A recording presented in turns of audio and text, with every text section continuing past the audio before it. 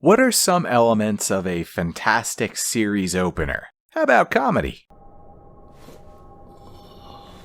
Okay, maybe not there. But we do have some hilarious stuff later on. Like this scene, where the flabbergasted track and field coach is in the background and the students progressively screw around with his stunned living corpse more and more. The fact they stack heavy-ass shot-put balls on top of him like he's some kind of shot-put ball bird bath. This is great. I wish I was creative enough to come up with something like that. But I don't know how to animate, and even if I did, I don't think I'd ever have it in me to do something that creative and funny. I guess it's just not meant to be. Well, enough thinking out loud.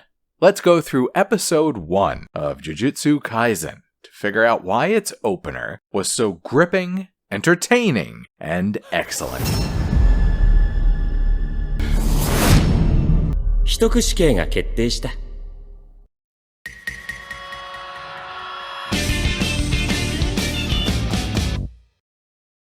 おはよう。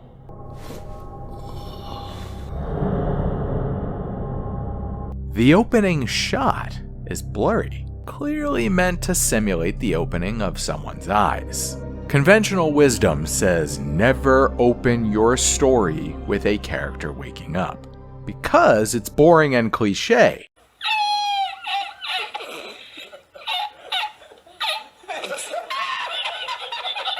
In this case, you're not seeing a generic alarm clock. What you're seeing appears to be a boy's sneaker-clad feet, around them stone, uneven, frayed about the edges with splashes of white. Yellow lighting bathes most of what we see, but in the corners, a hint of brownish red like dried blood. It's a murky, uncomfortable, dungeon-like vibe, contrasted heavily by the first words we hear, an almost friendly, casual, Ohayo.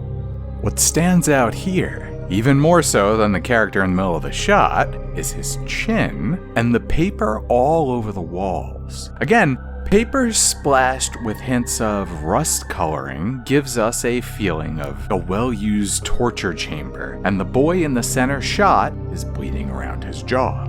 Given the lack of blood on the white shirt and the tired look on his face, it suggests that this is a new setting for him. Those first shots immediately engage your brain, getting you to think up awful scenarios of horror, torture, and fear for what appears to be a vulnerable teen boy. An engaged audience makes for an audience that wants to know more and will stick around to find out.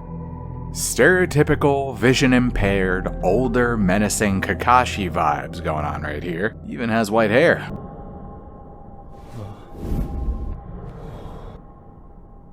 The way the boy surveys the area, calmly, analytically, much about what type of person he is told to us without the need for exposition. I am already instinctually on his side, given he's a younger person in clear danger. Now, I also have respect for him, and his intelligence as well.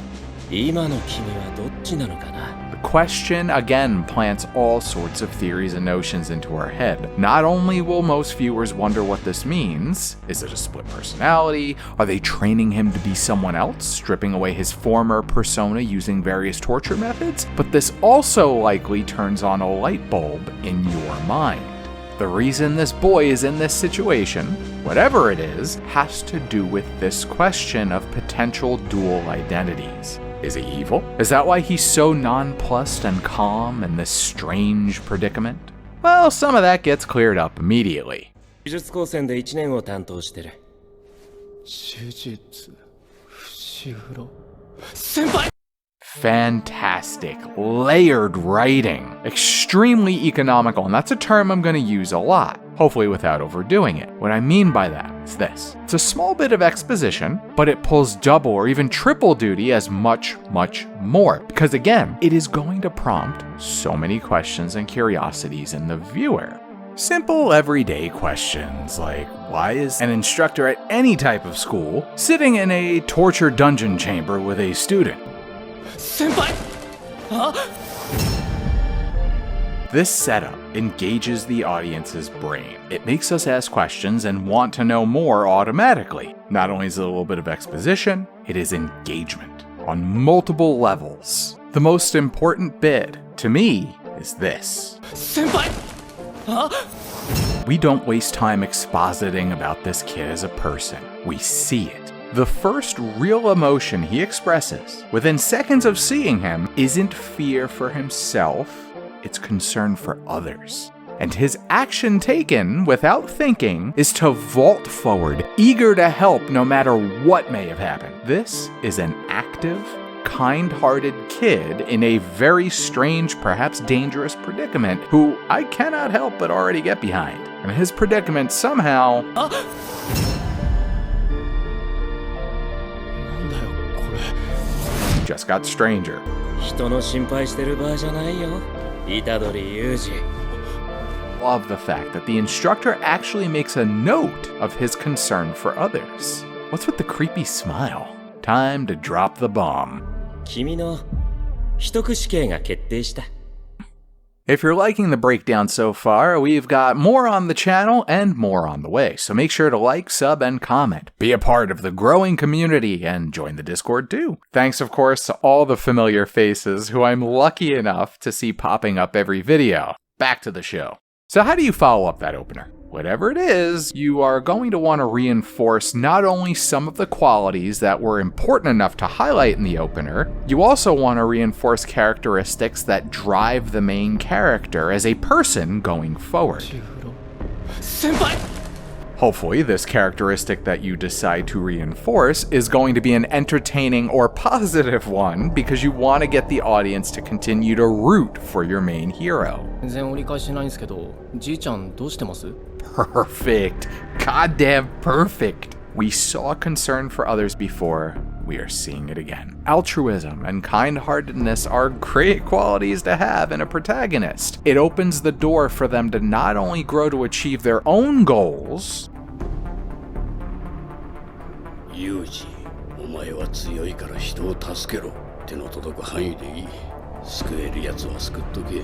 とにかく一人でも多く助けてやれ。 but the goals of others as the series progresses. Tons of storytelling potential is opening up because we're going to root for him as the series goes along. We're going to root for him not only for himself, but I'm sure we're going to get invested in the plights of other characters, and he will be the tool or the character that the writer uses to solve those problems. So the more he grows, the more he helps all the people we're going to care about in the future. Not only are we opening up all this storytelling potential almost immediately as soon as this series starts, but we're doing it while building the world that this character lives in, the relationships he has, and the state that those relationships are in. Again, this shit accomplishes so much, and it does it all at the same time. Rather than just lazily exposit how he's a cantankerous old codger or a meek put-upon sickly old man, 虎杖さんってナースコール全然しないよね。逆に怖いっていう。 the nurse lets us know about the grandpa through his actions. Again, get us wondering about the story and the characters. Get us actively involved in building this world in our heads. あれちゃんと伝えたんだけどな。そのまま待ってて。もう私が聞いてきちゃうから。 She also notes our protagonist is a frequent caller, highlighting his kind-heartedness and his concern through his actions. 虎杖さんお電話ですよ。やかましいそんなって言っとけ部活しろ部活 So he's the type to put on a cantankerous mask that he uses to push those he loves into looking after themselves. We don't see him abusing the nurses, so we can surmise that he likely knows his time is up, and he doesn't want to be a burden to his loved one. His concern, even on what could be his deathbed, is to motivate his grandson to live. You can see where the boy might get some of his kind-heartedness and concern for others from, even if it does come hidden behind this angry facade. やかましい部活しろ部活 Behind all the yelling, what he's saying is, don't worry about me, because I'm going to be happiest and feel better if you take care of yourself. Goddamn angry old man cutting onions on me. If I had to summarize the show opener, I would say it's dark, intriguing, character-driven, engaging, and heartwarming. Not a mix you see often, but as you saw in this video opener, that's not all the series has to offer, which we'll dive into more next time. If you want more super in-depth breakdown of anime story structure, character work, and fight choreography, along with maybe some potential diving into video games and other things in the future, make sure you hit like, sub, and comment. Help me grow this thing, and don't be shy, join the Discord. Dwell with Gwell, or whatever stupid-ass motto my brain comes up with. Hope you enjoyed this brief taste of what Jujutsu Kaisen has to offer. Believe me, it gets even better as the episode goes along. You're going to want to find out what all the fuss has been about. And for those of you who already know, I hope you enjoyed reliving the start of the series with me as I go through for the first time. Thank you so much for giving it a shot. Peace.